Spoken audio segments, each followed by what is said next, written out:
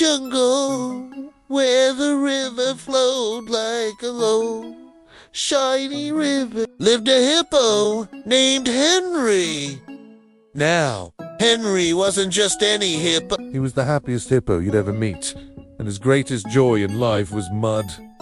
Oh, how he loved it. He loved the squishy squashy feel of it between his toes, the cool, gloopy way it coated his big, round tummy, and the wonderfully earthy smell of it. Every single morning, as the sun peeked over the giant baobab trees, Henry would wake up, stretch his short, stubby legs, and waddle straight to his favorite mud puddle by the riverbank. He'd take a deep breath, wiggle his ears, and with a mighty sploosh, he'd dive right in.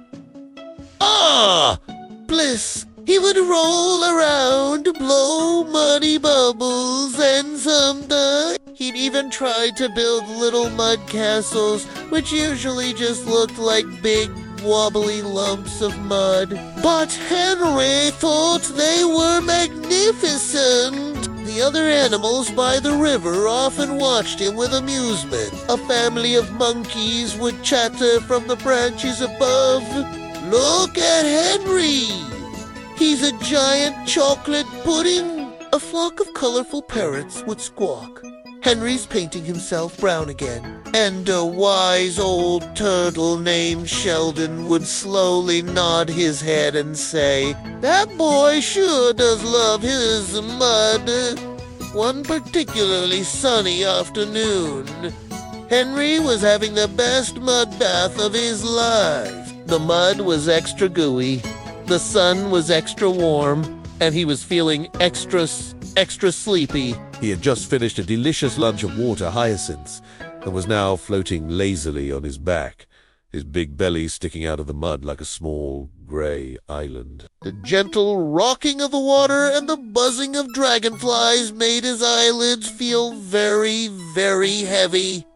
He felt a yawn coming on, but this wasn't just any yawn. It was a hippo-sized, earth-shaking, tremendously gigantic yawn.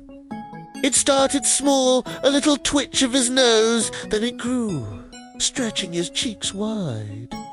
His mouth opened, and opened, and opened, until it was a huge, dark cave.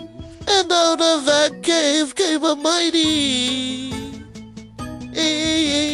The force of Henry's yawn was incredible.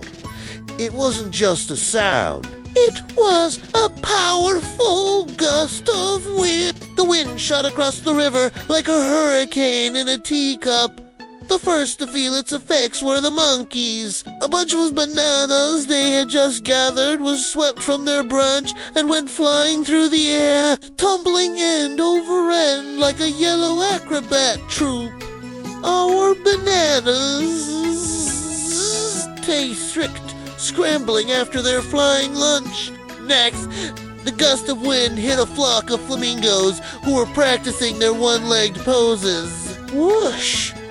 The wind tickled their feathers, making them all wobble and lose their balance. They tumbled over like a row of bright pink dominoes, landing in a giggling, feathery pile.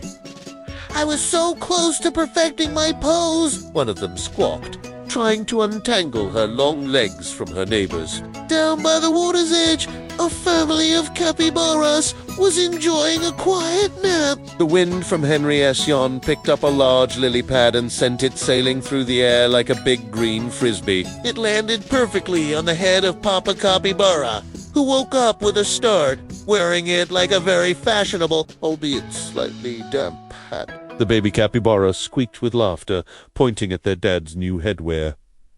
The chaos didn't stop there. The wind zipped past a grumpy crocodile who was trying to sunbathe. It blew a cloud of dandelion seeds right into his face, making him sneeze a huge watery ah-dash, ah-dash, ah-dash chew. The sneeze was so powerful, it sent him sliding backward into the river with a surprised splash. Even the wise old turtle, Sheldon, wasn't spared. The wind caught his favorite sunning rock, which was actually just a very smooth, comfortable stone end rolled it a few inches to the left. Sheldon, who had been balancing perfectly, slowly tipped over onto his back, his little legs waving in the air.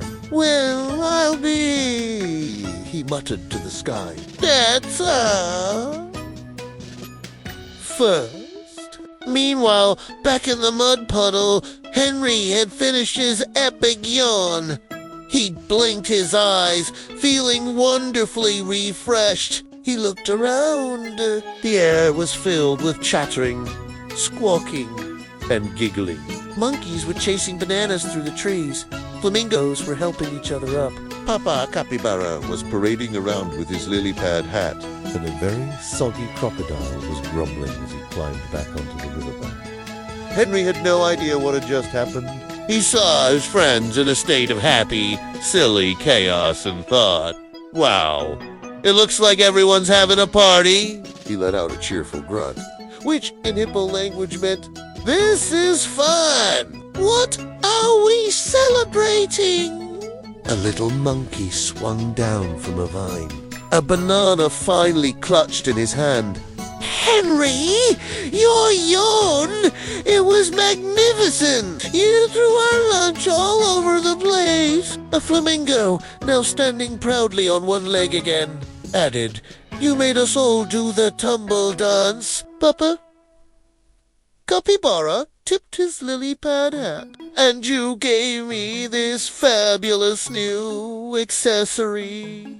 Henry looked confused for a moment. Then he looked at his own reflection in a calm patch of water. He tried to open his mouth just a little bit, and he felt a tiny puff of air. He opened it wider, and the puff got bigger.